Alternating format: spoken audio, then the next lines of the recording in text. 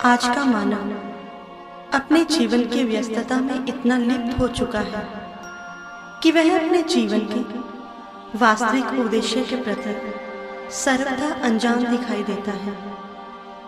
मानव का जन्म जिस कारण इस धरा पर हुआ है, वह कारण मानव ने अपने से कोसों दूर कर दिया है। हमारे संत महापुरुष और ऋषि मुनियों ने सदैव ही मानव को जागरण का उपदेश दिया है। इसी श्रृंखला के अंतर्गत संत कबीर जी ने अपनी एक रचना के माध्यम से मानव को जीवन के लक्ष्य के प्रति सजग करने के लिए बहुत सुंदर चित्रण किया है।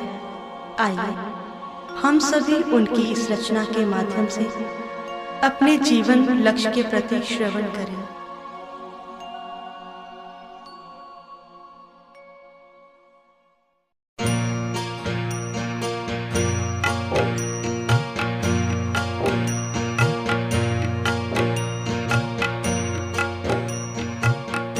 बीत गए दिन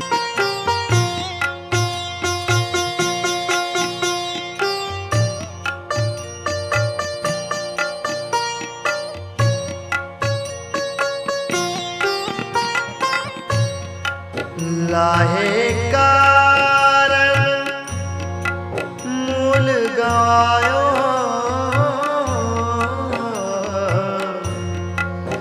लाहे कारण मूल गवायो,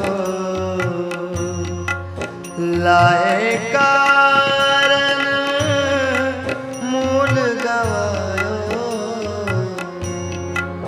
अजहू ना गई मन की तृष्णा रे, अजहू न गई मन की तृष्णा रे। बीत गए दिन भजन बिना रे, भजन बिना रे।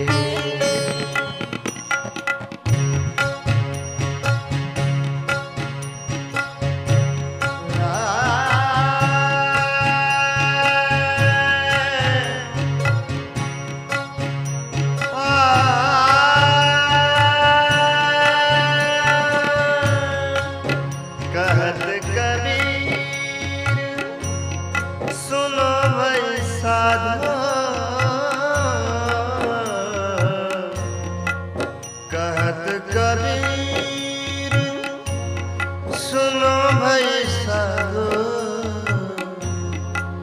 कहत कबीर। भजन में कबीर साहब इंसान को समझाते हुए कहते हैं कि हे मानव, तेरे जीवन का ये कीमती समय बिना ईश्वर की भक्ति के यूं ही व्यतीत होता जा रहा है और तू वैसे ही बड़े आराम से सो रहा है। देखा जाए, अगर संसार में किसी व्यक्ति के सामने उसे कोई हानि हो रही हो, उसका कोई नुकसान हो रहा हो, तो क्या वो आराम से बैठा देखता रहेगा? बिल्कुल नहीं। लेकिन एक ये मानव है कि ये देख रहा है कि इसका जीवन दिन ब दिन खत्म होता जा रहा है, लेकिन इसे कोई चिंता नहीं। और इसी पर किसी ने बहुत खूब कहा है कि 24,000 खर्च बंधेदा आमदन मूल ना थीवे, जिस बंदे नू इन्ना घाटा वो बंदा क्यों जीवे। कि जिस व्यक्ति को इतना घाटा पड़ रहा है, जिसे इतनी हानि हो रही है, तो वो व्यक्ति बड़े आराम से ये सब कुछ देख रहा है। लेकिन प्राय बहुत से लोगों की यही शिकायत होती है कि हम करें भी तो क्या करें, क्योंकि बचपन का समय तो अज्ञानता में व्यतीत हो गया, युवा काल संसारिक सुखों में व्यतीत हो जाती है और वृद्ध अवस्था में कुछ करते हुए भी नहीं किया जाता। और उसके ऊपर रोटी की गृहस्थी की चिंता लगी रहती है। और वैसे भी पेट और परमेश्वर दोनों एक ही राशि के हैं। इन दोनों को एक साथ प्राप्त करना बहुत ही मुश्किल है। कहने का भाव कि हमारे पास इतना समय नहीं है कि हम ईश्वर की भक्ति कर सकें, इतना समय निकाल ही नहीं पाते। और ऐसा ही एक बार स्वामी राम तीर्थ जी के जीवन में होता है। एक व्यक्ति स्वामी राम तीर्थ जी से कहता है कि स्वामी जी, इंसान का जीवन भी कोई जीवन है, अगर वो कुछ करना चाहे भी तो भी नहीं कर सकता। तो राम तीर्थ जी कहते हैं, श्रीमान, आप कहना क्या चाहते हैं, स्पष्ट कीजिए। तो वो व्यक्ति अपने तर्कों को इस प्रकार से निरूपित करता है कि देखिए स्वामी जी, इंसान ज्यादा से ज्यादा 100 वर्षों तक जीवित रह सकता है और इन 100 वर्षों में उसका आधा जीवन तो सोने में व्यतीत हो जाता है और कुछ यौवन काल में बुरे विचारों में, प्रलोभनों में और कुछ खेल कूद में ही चला जाता है। और आप ही बताइए कि इंसान के पास फिर भगवत अनुभूति के लिए समय कहां से निकलेगा। और इसीलिए हमें धार्मिक स्थलों से दूर रहना होगा। हमारे पास समय ही नहीं कि हम उस ईश्वर की प्राप्ति कर सकें, उस ईश्वर की भक्ति के लिए समय निकाल सकें। तो स्वामी राम तीर्थ जी उस व्यक्ति पर हंसे नहीं और ना ही उसका तिरस्कार किया। वो कहते हैं कि आप ही की शिकायत के साथ मैं अपनी एक शिकायत जोड़ना चाहता हूँ। तो वह व्यक्ति कहता है, कहिए, आप क्या कहना चाहते हैं। तो राम कहते हैं कि मुझे कोई इस पृथ्वी पर इतनी जमीन दिखाई नहीं देती कि जो मेरे लिए भोजन की व्यवस्था कर सके, जिसमें मेरे लिए भोजन के लिए अन्न पैदा हो सके। तो व्यक्ति आश्चर्यचकित होकर पूछता है कि मैं मान लेता हूँ कि आप कुछ ज्यादा खाते होंगे, लेकिन आप ऐसा नहीं कह सकते कि आपके भोजन के लिए, आपके लिए अन्न पैदा करने के लिए जमीन नहीं है। आपके लिए इतनी जमीन तो है जरूर जो खाद्य सामग्री पैदा कर सकती है। तो राम कहते हैं, इस पृथ्वी पर आप देखिए कि 3/4 भाग में तो जल भरा हुआ है, 1/3 भूमि के हिस्से में रेगिस्तान है, काफी भूमि पर पहाड़, पर्वत, पत्थर फैले हैं, नदियां, झीलें और भी बहुत कुछ है। और इस पर रेलगाड़ियां, सड़कें, मार्ग, ना जाने किस किस चीज ने इस पृथ्वी को घेर रखा है। फिर आप ही बताइए कि कौन सी ऐसी पृथ्वी है, कौन सी ऐसी जमीन है जिस पर मेरे लिए अन्न पैदा किया जा सके। तो वो व्यक्ति कहता है कि स्वामी जी, आपका यही निष्कर्ष सही नहीं है। भले ही आपका तर्क सही जान पड़े, परंतु आपके इस तर्क के रहते हुए भी पृथ्वी आपको जीवित रख सकती है। तब राम बोले, श्रीमान जी, अगर मेरी शिकायत निराधार है तो फिर आपकी शिकायत भी निराधार है, क्योंकि आपके पास, आप सोचते हैं, समय नहीं है। अगर ये पृथ्वी मेरे लिए भौतिक भोजन की व्यवस्था करने के लिए सक्षम है तो आप भी आध्यात्मिक प्रयोजन के लिए पर्याप्त व्यवस्था कर सकते हैं। हाँ, अगर इस समय का सदुपयोग किया जाए, आपको कभी समय की कमी का आभास ही नहीं होगा। जैसे कि हम संसारिक काम करने के लिए अपना टाइम टेबल बनाते हैं और सबसे पहले हम उस काम को करने की कोशिश करते हैं जिसे हम सबसे ज्यादा महत्वपूर्ण समझते हैं। और इसी तरह से अगर हम इस बात को समझ लें कि हमारा सबसे पहला महत्वपूर्ण काम ईश्वर की भक्ति है, तो फिर ये भी समझ लें कि अगर इस शरीर के रहते रहते इसे नहीं किया तो फिर कभी भी नहीं हो पाएगी। इसीलिए सोचने की जरूरत है। इस वक्त पे कुछ सोच विचार कर लें ਇਹ ਵੇਲਾ ਨਹੀਂ ਫਿਰ ਹੱਥ ਆਵਨੇ ਦਾ, ਟੁੱਟਿਆ ਸ਼ੀਸ਼ਾ ਨਹੀਂ ਕਾਰੀਗਰ ਜੋੜ ਸਕਦਾ, ਭੱਜਿਆ ਮੋਤੀ ਨਾ ਫਿਰ ਗੰਢਾਵਨੇ ਦਾ, ਟੁੱਟਿਆ ਫੁੱਲ ਨਾ ਡਾਲੀ ਦੇ ਨਾਲ ਲੱਗਦਾ, ਫੁੱਟਿਆ ਦੁੱਧ ਨਹੀਂ ਫਿਰ ਜਮਾਵਨੇ ਦਾ। ਸੰਤ ਆਖਦੇ ਨੇ ਪੁਕਾਰ ਕੇ ਸਾਈਂ ਲੋका, यही वेला है रब नू पावने दा। ये मौका है, ये शरीर एक साधन है उस ईश्वर की प्राप्ति का, और इसीलिए ये दोनों चीजें परस्पर चलती हैं। संसारिक कामकाज भी करो और साथ ही साथ ईश्वर की भक्ति भी। अगर यही सोचते रहे कि हम कौन सा रास्ता अपनाएं, किस तरफ अपना ध्यान लगाएं, इसी सोच सोच में कहीं ऐसा ना हो जैसा कि उस व्यक्ति के साथ हुआ जो एक बार रेलगाड़ी में सफर कर रहा था। उसे प्यास लगती है और उसके पास एक सुराही है। स्टेशन पर गाड़ी रुकी, वो उतरता है और सुराही को भरने के लिए नल के नीचे उस सुराही को लगाता है, लेकिन ध्यान इस तरफ है कि मेरी गाड़ी ना छूट जाए। उसने देखा कि उसकी गाड़ी चलने को तैयार है। वो दौड़ता हुआ गाड़ी पर चढ़ता है और दुख की बात कि जब वो सुराही को देखता है तो सुराही तो खाली की खाली ही थी, क्योंकि उसका सारा ही ध्यान गाड़ी की तरफ ही लग गया। उसने ध्यान ही नहीं दिया कि उसकी सुराही नल के नीचे लगी भी है या नहीं। बहुत दुखी होता है, लेकिन फिर भी सोचता है कि चलो अगले स्टेशन पर भर लूंगा। अब जब अगला स्टेशन आया तो फिर वो उतरता है, और जब वो दोबारा नल के नीचे सुराही को लगाता है तो उसके मन में यही डर था कि कहीं पिछली बार की तरह ये सुराही खाली ही न रह जाए। इसीलिए सारा ध्यान उस सुराही की तरफ लगा देता है। और जब सुराही भरती है तो जब सर ऊपर उठाया तो देखता है कि गाड़ी वहां से जा चुकी है। इसी तरह से ना खुदा ही मिला ना वसाले सनम, कि ऐसा ना हो कि हम जब इस निष्कर्ष तक पहुंचे कि हम कौन सा रास्ता अपनाएं, किस रास्ते को चुने, तो ये ना हो कि जिंदगी बीत जाए। शमा बुझ गई जब महफिल में रंग आया, जिंदगी ढल गई जब जीने का ढंग आया। ये ना हो कि शरीर चला जाए, ये जीवन खत्म हो जाए और तब हम कोई फैसला लें कि हमने कौन सा रास्ता अपनाना है।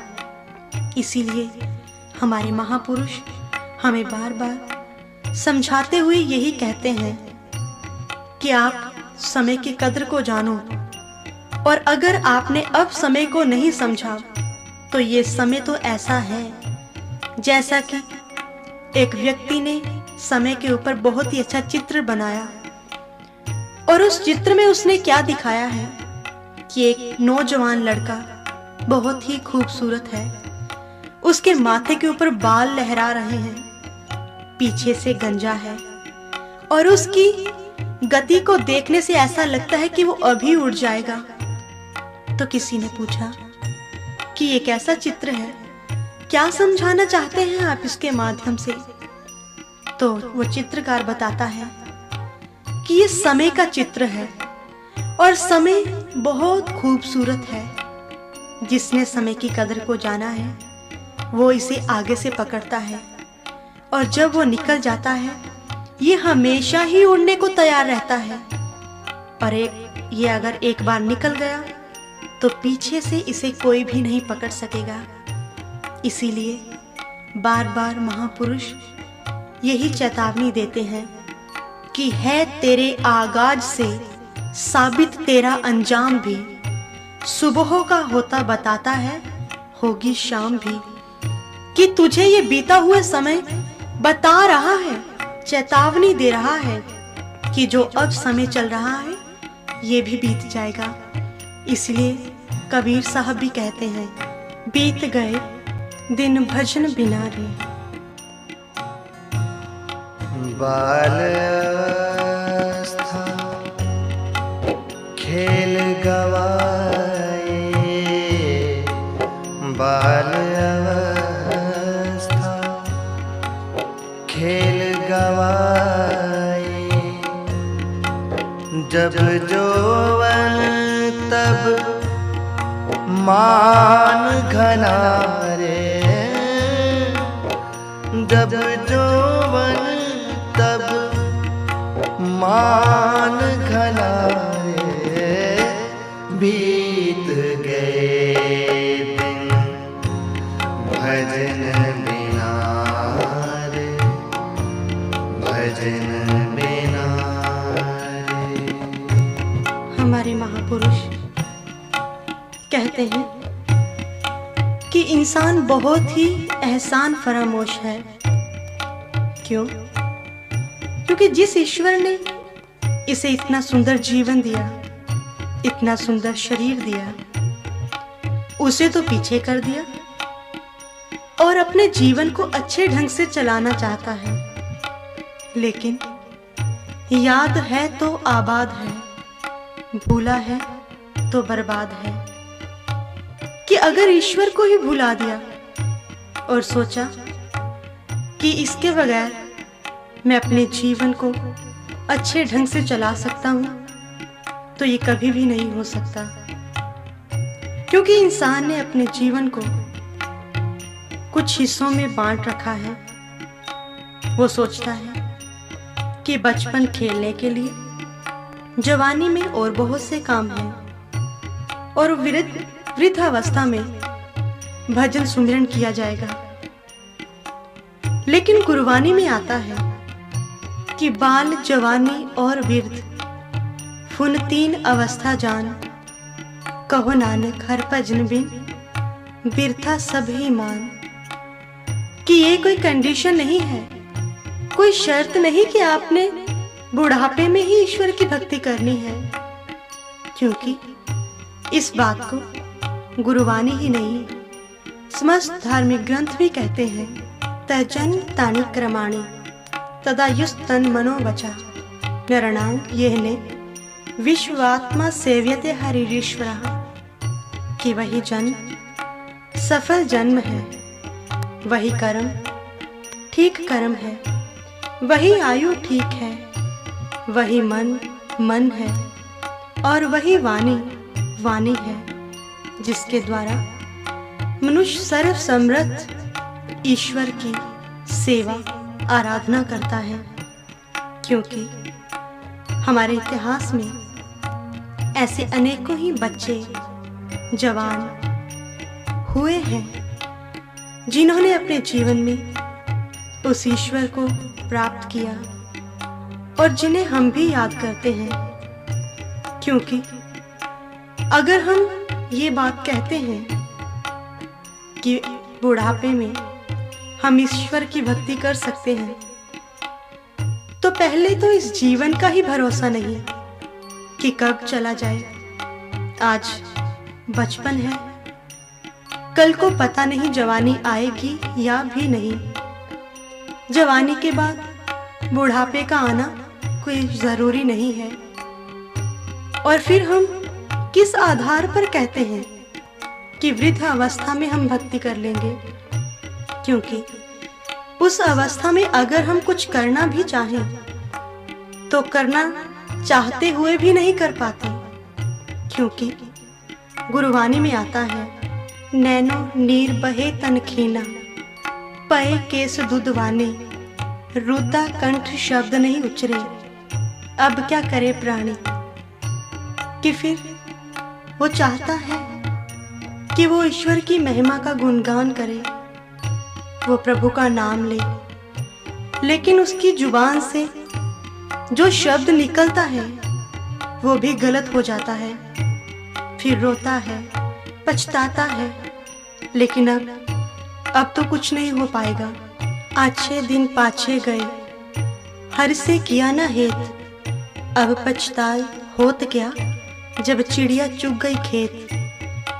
कि जब पहले ही आपने रखवाली की होती उस खेत की जिसे आपने बोया है, और जब आपने उसकी देखभाल नहीं की तो फिर चिड़िया उसे चुग गई, तो अब माथे पर हाथ रखकर रोने का कोई फायदा नहीं है। इसी प्रकार से इंसान को होश आता है कि अब मैं क्या करूं, अब तो कोई मेरा सहारा भी नहीं है।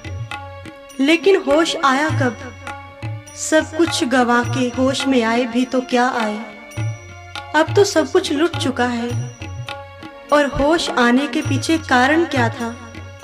कारण भी खुद ब खुद होश नहीं आया, वो भी किसी ने याद दिलाया। और किसने याद दिलाया? इसे हमारे संत कहते हैं, कहे कबीर तब ही नर जागे, जम का दंड जब मून महलागे। कि जब इंसान के सर पे जम का डंडा पड़ता है, उसे मौत दिखाई देती है, तो फिर याद करता है, पुकारता है कि अब मेरी कोई सहायता करे। लेकिन याद करो उस समय को जब जवानी के नशे में यही सब बातें जब संत महापुरुष बताया करते थे तो कैसे तुच्छ लगती थी।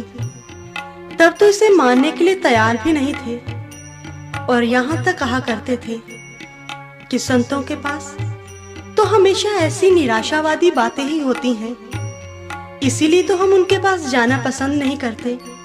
जब भी देखो भय दिखाकर ईश्वर की भक्ति करवाते हैं, हमेशा यही बातें, कभी खुशी की कभी बात ही नहीं की।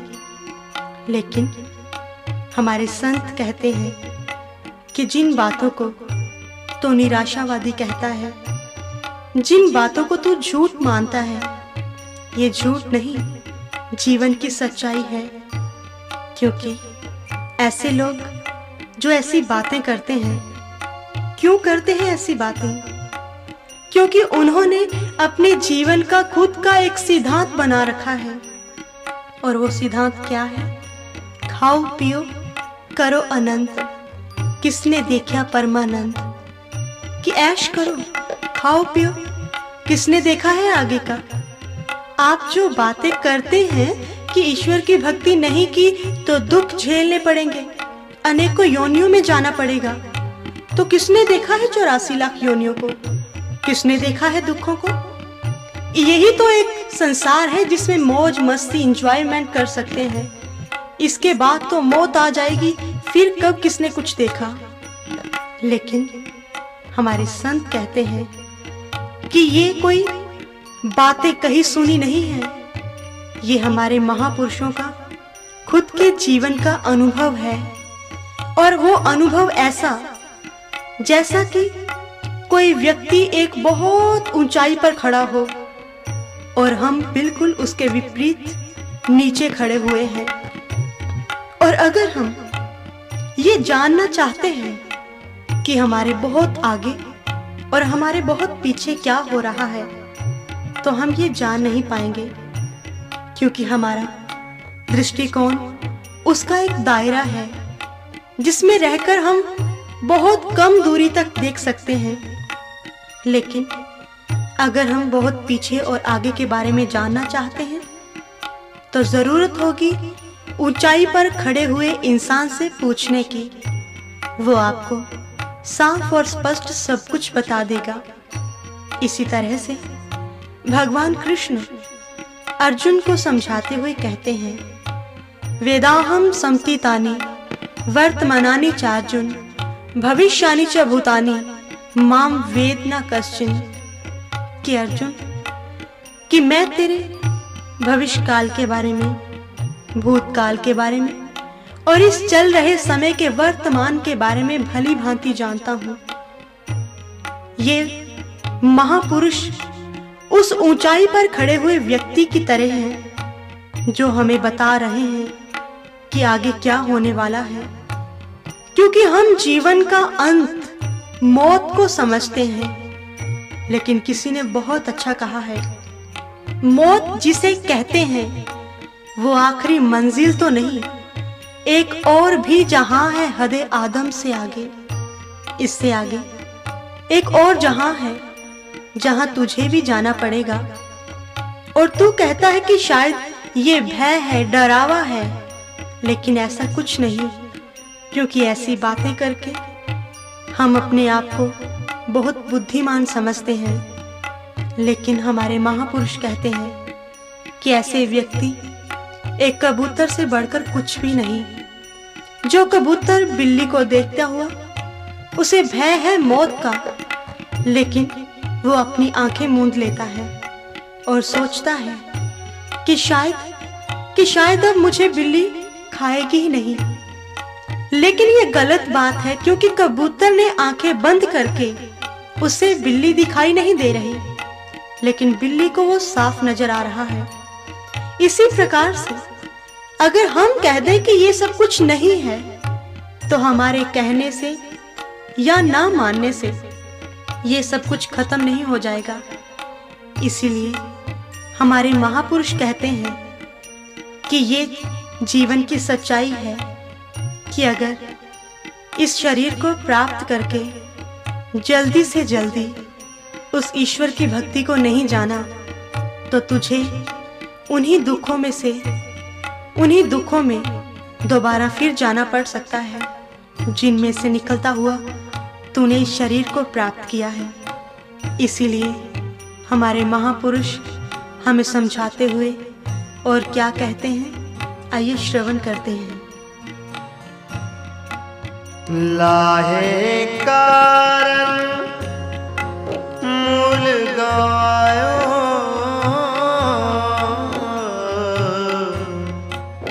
लाहे कारण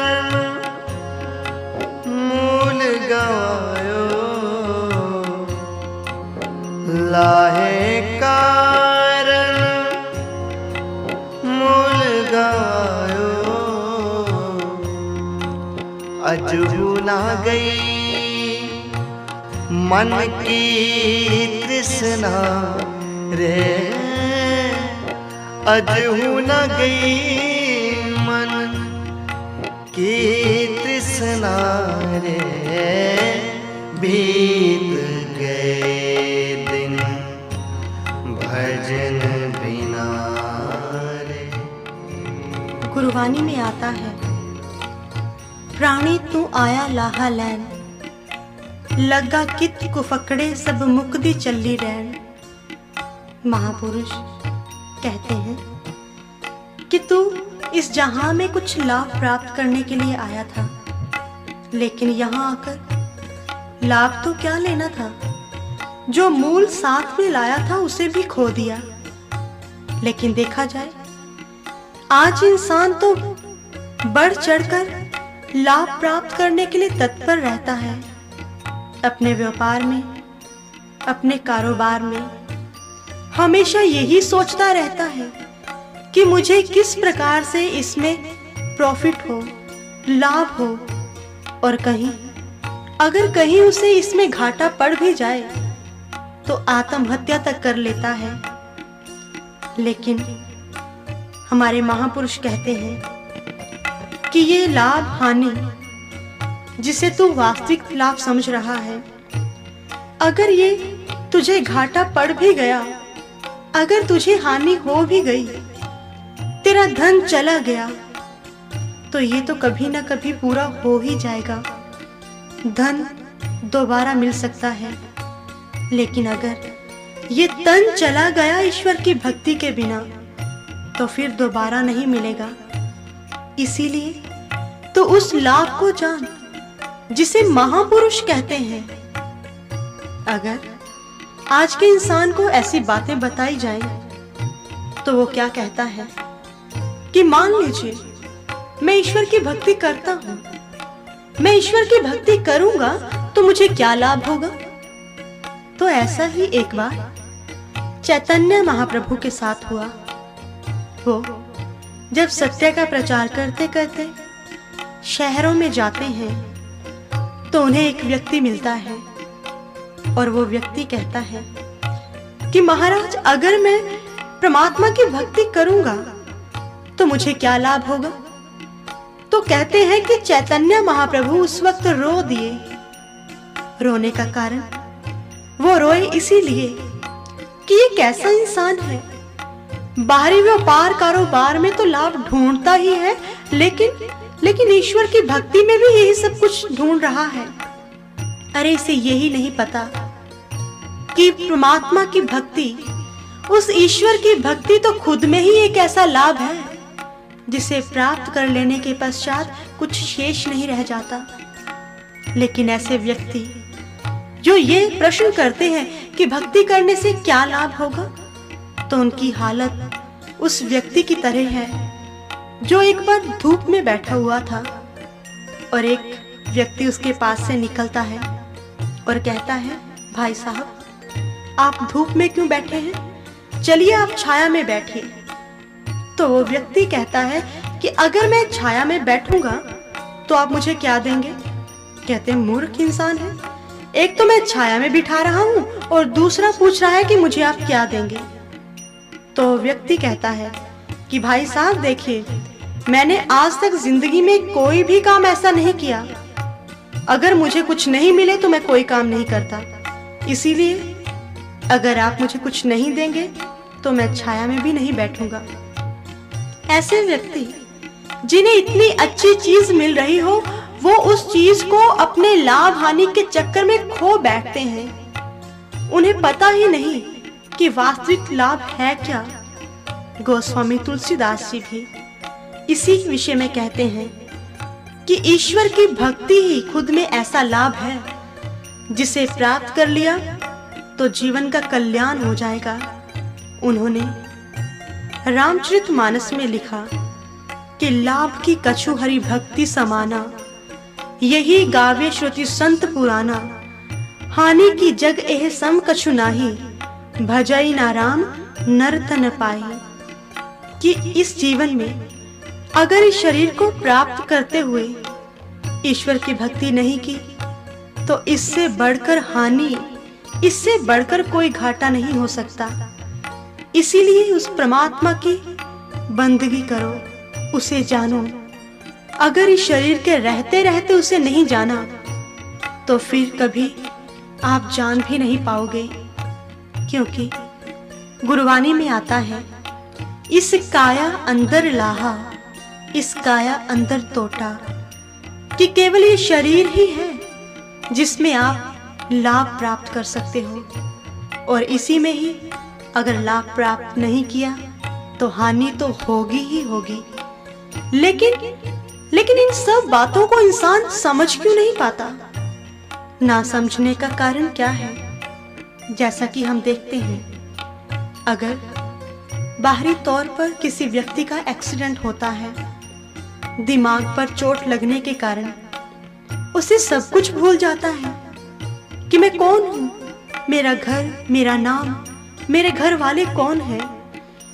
लेकिन परमात्मा की तरफ से अगर दोबारा कहीं उसके सर पर चोट लगती है तो उसे सब कुछ याद आ जाता है।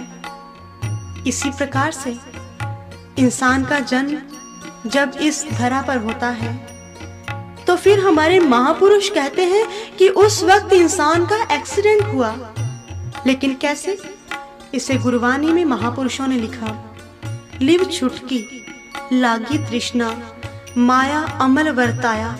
जब से इंसान का जन्म हुआ है तब से ही उसकी तृष्णा दिन ब दिन बढ़ती गई, और उस तृष्णा को हम लोग भी देखते हैं। बचपन में एक बच्चा चाहता है कि उसके पास बहुत से खिलौने हों, उसके पास हर एक तरह का खिलौना हो, बस वो मेरे पास ही हो। और बड़ा होता है तो फिर उसे तृष्णा कि ज्यादा से ज्यादा मैं धन को प्राप्त करूं, और उसे प्राप्त करने के लिए वो बेहताशा दौड़ता है। लेकिन फिर भी तृष्णा खत्म नहीं होती। जीवन समाप्त हो जाता है लेकिन तृष्णा का अंत नहीं होता। आज तक कोई भी व्यक्ति, चाहे उसके पास कितना ही धन संपत्ति, सुख ऐश्वर्य क्यों ना हो, लेकिन उसकी तृष्णा की अग्नि क्या शांत हो पाई? बिल्कुल नहीं। पिंगला, जो कि एक वेश्या थी, बहुत कुछ है उसके पास, बहुत धनाढ्य लोग उसके पास आते हैं, बड़े बड़े सेठ, और उसके पास आके वो बहुत सी धन संपत्ति उस पे लुटा के जाते हैं। लेकिन पिंगला को लगता है कि अभी भी उसे किसी चीज की कमी है, लेकिन उसे समझ नहीं आ पा रही। एक दिन अपने घर के बाहर पिंगला बैठी हुई थी, तो उसने सामने से देखा कि एक कोई ज्यादा अच्छे कपड़े नहीं पहन रखे, बहुत ही साधारण सा व्यक्ति चला रहा है। लेकिन जब पिंगला ने उसके मुंह की तरफ देखा तो एकदम शांत गंभीर चेहरा, जिसे देखते ही उसके मन को शांति मिलती है और चरणों में गिर पड़ती है कि महात्मा, आप कौन हैं? आपके चेहरे को देखते हुए मुझे बहुत ही शांति मिली और मैं भी इस शांति को प्राप्त करना चाहती हूँ।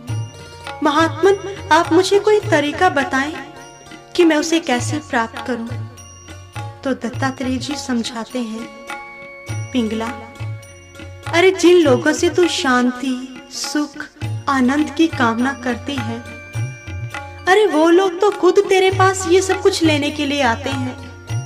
और सोच कि अगर जो व्यक्ति खुद कुछ लेने के लिए आया है तो तुझे क्या देगा। अगर तुझे शांति चाहिए तो तुझे उस परमात्मा के भजन की जरूरत है, ईश्वर की भक्ति की जरूरत है, जिसे प्राप्त कर लेने के पश्चात कुछ शेष नहीं रह जाता, कोई कामना, कोई तृष्णा नहीं रह जाती कि मुझे ये मिले या वो मिले। दत्तात्रेय जी ने उस वक्त पिंगला वेश्या को सत्संग सुनाया, बाद में उसे ब्रह्म ज्ञान की प्राप्ति करवाई। और जो पिंगला तृष्णा की अग्नि में जल रही थी, जो चाहती थी शांत होना, लेकिन उसे कोई ढंग नहीं मिल रहा था, तो वो ढंग दत्तात्रेय जी ने दिया। दत्तात्रेय जो एक संत हुए हैं, और संत ही एक ऐसी शीतलता होती है, संतों के पास ऐसी शीतलता होती है कि वो जो इंसान तृष्णा की अग्नि में जल रहा है उसे भी शांत कर देते हैं। जैसा कि गुरबानी में आता है, तृष्णा दादी जल मुई, जल जल करी पुकार, सतगुर शीतल जे मिले, फिर जले न दूजी बार। कि जब सतगुरु मिलता है तो उस वक्त ऐसी शीतलता, ऐसा आनंद मिलता है कि फिर जीवन में दूसरी बार जलना नहीं पड़ता। बार बार उस अग्नि में जलते जलते इंसान हार जाता है, लेकिन सतगुरु की ऐसी कृपा की बरसात जब होती है तो ऐसा शांत होता है कि दोबारा उसे किसी चीज की जरूरत नहीं पड़ती, क्योंकि हमारे संत कहते हैं कि तृष्णावंत जग में दुखी, आठों पहर कंगाल, जिन पाया संतोष तन, से जन माला माल। कि तृष्णावंत तो दुखी ही रहेगा, हाँ जिसने परमात्मा रूपी धन को प्राप्त कर लिया, उसकी तृष्णा रूपी अग्नि बुझ गई। जिसके जीवन में ऐसे पूर्ण संत आ गए, सद्गुरु मिल गए, संतों का पदार्पण ऐसे व्यक्ति के जीवन में हो गया, तो फिर तो मानो शीतलता ही शीतलता है। क्योंकि नहीं शीतल है चंद्रमा, हिम नहीं शीतल होए, शीतल केवल संत जन, राम नाम धन होए। इस दुनिया में चाहे कितनी भी ठंडी वस्तु क्यों ना हो कोई भी, लेकिन संतों से बढ़कर शीतल ठंडक देने वाला और कोई नहीं है। और जब ऐसे संत हमारे जीवन में आएंगे तो हमें भी उस मूल से जोड़ देंगे जिसे हमने खो दिया। और जब इंसान अपने मूल से बिछुड़ता है तो फिर तो दुख ही दुख है। पतंग डोरी का सहारा लेकर आसमान की ऊंचाइयों को छू लेती है, लेकिन जब डोरी छूटती है तो वो अपना अस्तित्व भी खो देती है, फिर लोगों के पांव के नीचे रौंदी जाती है। एक पेड़ है, पेड़ जब तक अपने मूल धरती के साथ जुड़ा हुआ है तो खुद भी सुखी है और लोगों को भी सुख देता है, लेकिन जब धरती से अलग हुई उसकी जड़ तो फिर खुद भी अपने जीवन को खो देता है और दूसरों का भी सहारा नहीं बन पाता। इसी प्रकार से जो हमारा मूल है वो ईश्वर है। इसी तरह से अगर हम भी अपने मूल से दूर रहे तो हमारे जीवन का भी कल्याण नहीं हो पाएगा। जरूरत है हमारे महापुरुषों के द्वारा बताए गए मार्ग पर चलने की, क्योंकि वो ही एक ऐसा साधन, ऐसा मार्ग बताते हैं जिससे सभी तृष्णाएं, सभी कामनाएं समाप्त होती हैं। और किससे समाप्त होती हैं? तृष्णा बूझे हर के नाम। तृष्णा उस ईश्वर के नाम से ही खत्म होती है, और वो नाम, वो भजन केवल इंसान इस शरीर में ही कर सकता है। और यही बात तो कबीर साहब समझा रहे हैं।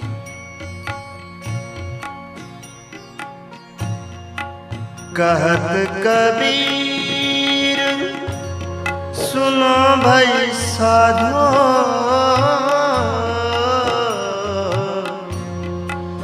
कहत कबीर सुनो भाई साधो,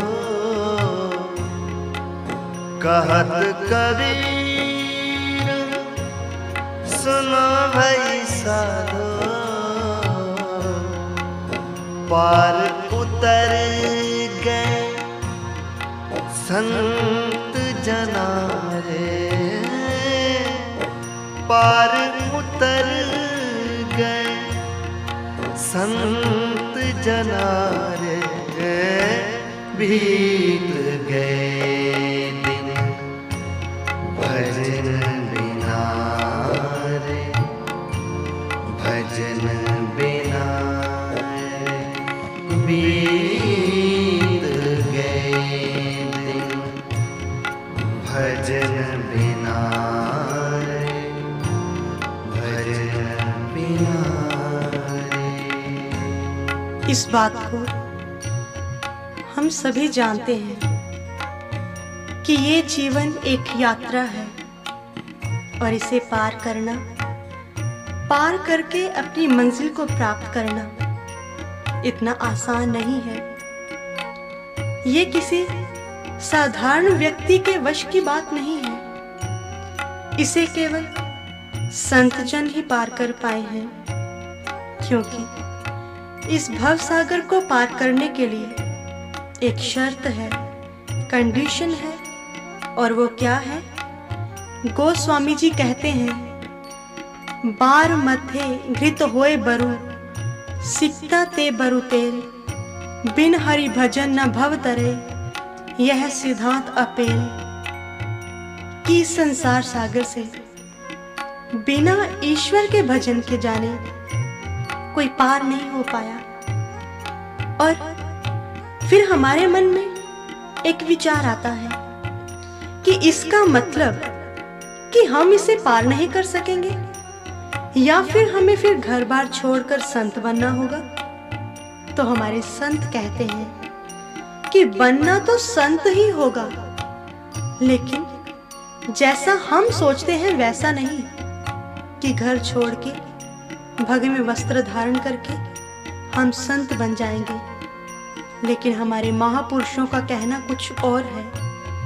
वो कहते हैं कि संत बाहरी लिबास से नहीं बना जाता। हर एक वो इंसान संत बन सकता है जिसने उस ईश्वर के भजन को जाना है।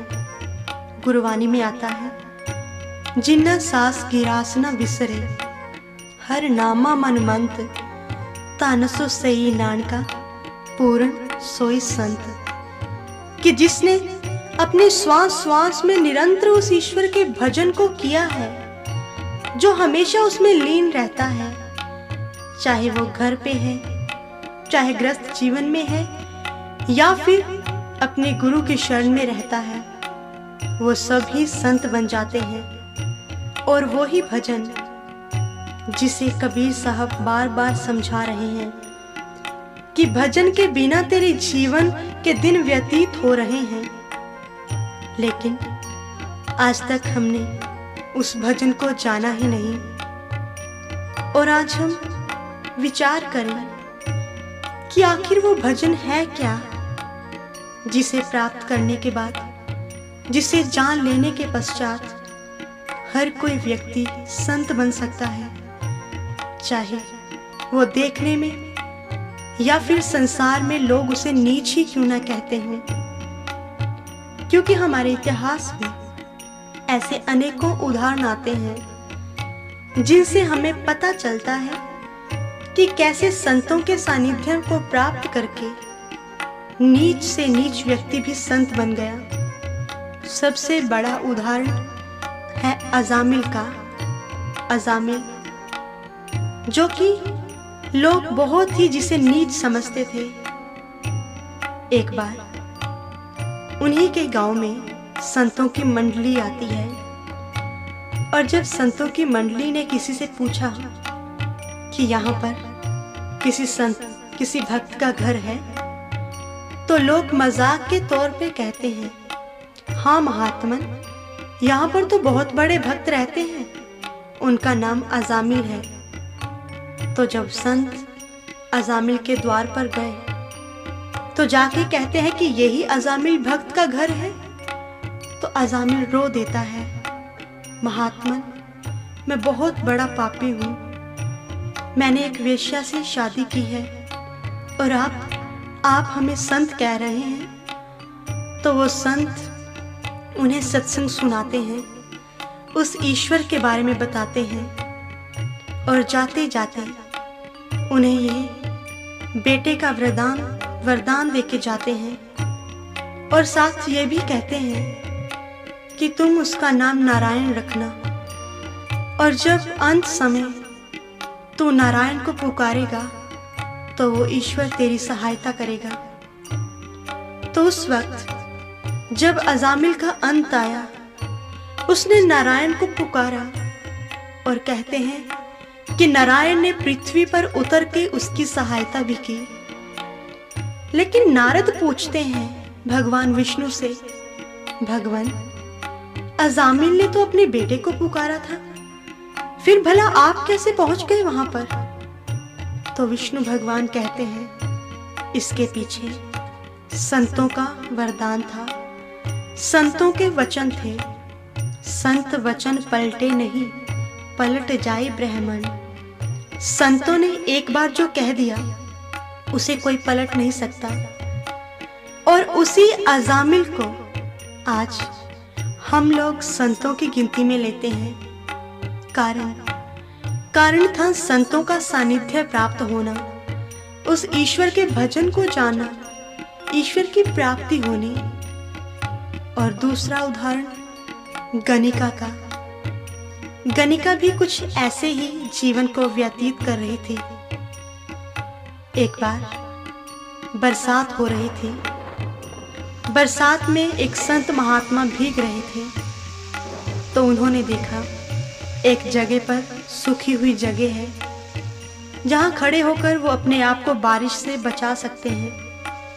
लेकिन जब पता चला कि ये एक वेश्या का घर है तो संत वहां से चल देते हैं।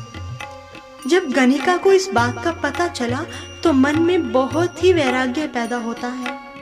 गणिका, आज तेरे इस जीवन के कारण संत महात्मा तेरे द्वार से लौट गए, तो उनकी सेवा नहीं कर पाई, तो दौड़ी चली जाती है। 2 चद्दरें लेकर, एक मैली है, एक साफ है। तो महात्मन, रुकिए महात्मन, पीछे से आवाज देती है, प्रणाम करती है और प्रश्न करती है कि महात्मन आप बताइए, इन दोनों चद्दरों में से धोबी के पास कौन सी जानी चाहिए, साफ वाली या फिर मैली? तो महात्मा कहते हैं कि धोबी के पास तो फिर मैली चद्दर ही जानी चाहिए। तो गणिका कहती है कि महात्मन, इसी प्रकार से फिर आपके सानिध्य में कौन लोग आते हैं? अगर मैं पापी हूं, मैंने नीच कर्म किए हैं, लेकिन आपका सानिध्य प्राप्त करके मैं भी महान हो सकती हूँ। तो फिर आप मुझे अपनी शरण में ले लीजिए। तो उस वक्त महात्मा उन्हें सत्संग सुनाते हैं, उन्हें ब्रह्म ज्ञान देते हैं और कहते हैं कि जब सुमिरन साधना से फ्री हो जाओ, टाइम मिले तो बाद में तोते को राम नाम का जाप करवाया करो, क्योंकि संत महात्मा जानते थे कि अगर गणिका खाली बैठेगी तो इसे अपने पिछले जीवन की याद आएगी। इसीलिए वो उन्हें व्यस्त करने के लिए ये काम सौंपते हैं। और इसे हमारे संत भी कहते हैं कि जो खाली मन है वो शैतान का ही घर हुआ करता है। ये मन भूत समान है, दौड़े दांत पसार, बांस गाड़ उतरे चढ़े, सब बल जावे हार। कि इस मन को तो उस परमात्मा के भजन के डंडे पर उतार दो, चढ़ा दो, बस इसी काम पर लगा दो, तो ही ये ठीक रह पाएगा। नहीं तो ये बड़े बड़े लोगों को भी पथ से गिरा देता है। और ये होता है उस भजन का प्रताप, उस भजन का प्रभाव, जिसने ऐसे लोगों को भी महान बना दिया जिनका नाम आज धार्मिक ग्रंथों में आ रहा है। जप्त अजामिल गज गन गाओ, भय मुक्त हर नाम प्रभाव। कि ऐसे लोग उस नाम के प्रभाव से पार हो गए। और उसी नाम के बारे में, उसी भजन के बारे में कबीर साहब कहते हैं कि कौन सा भजन है ऐसा जिसे जान लेने के पश्चात इतना बड़ा परिवर्तन आ जाता है। तो इसे ब्रह्म सूत्र में हमारे संत कहते हैं कि जैसे एक पात्र में से दूसरे पात्र में तेल डालते समय वो जिस अखंड धारा से गिरता है, इसी तरह प्रभु के निरंतर चिंतन सुमिरन को भजन कहते हैं। जब निरंतर उस ईश्वर का अपने अंतर में ही हम ध्यान करते हैं तो वो शक्ति जो हमारे प्राणों को चला रही है, तो फिर निरंतर सुमिरन अभ्यास से हम भी उस ईश्वर में लीन हो सकते हैं। हम भी फिर चाहे हम भगवा वस्त्र पहने या ना पहने, लेकिन हमारी प्रवृत्ति एकदम संतों जैसी हो जाएगी, क्योंकि पारस और संत में बड़ो अंतरो जान।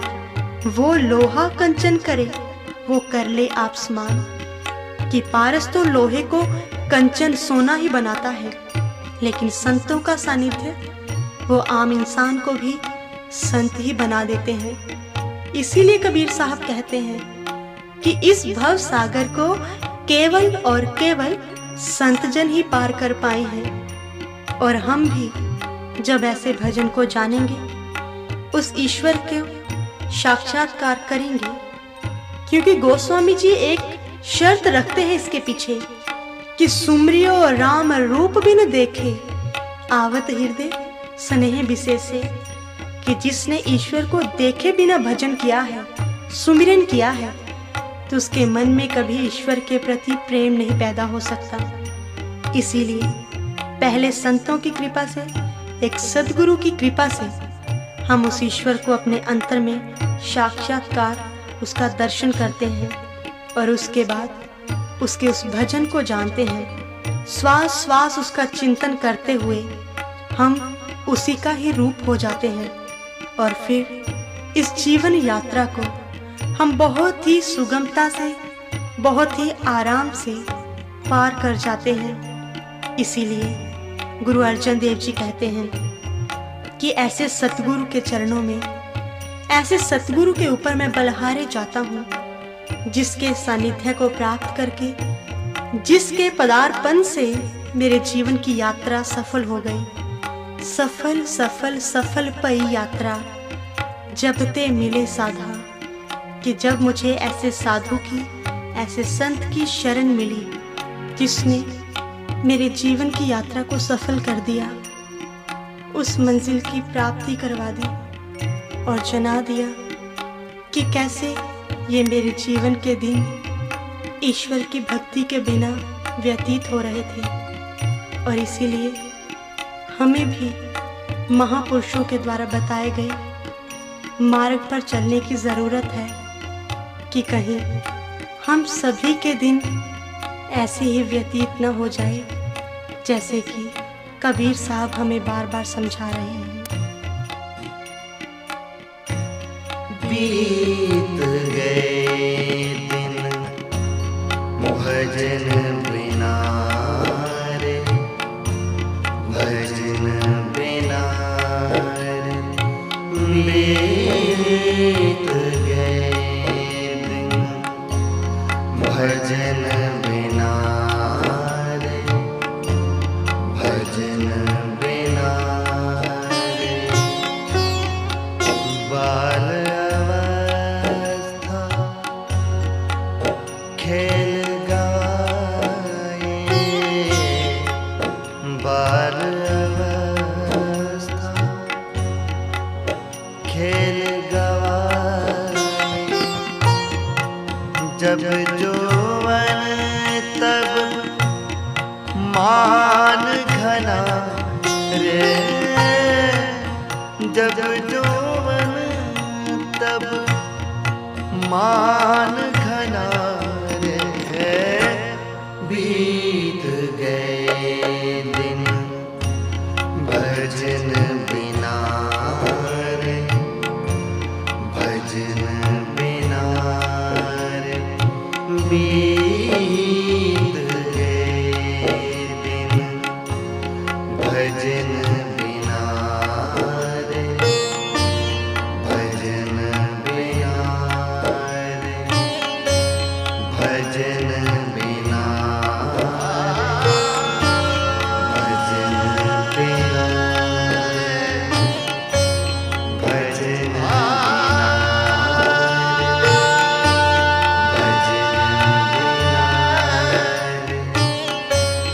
भजन बिना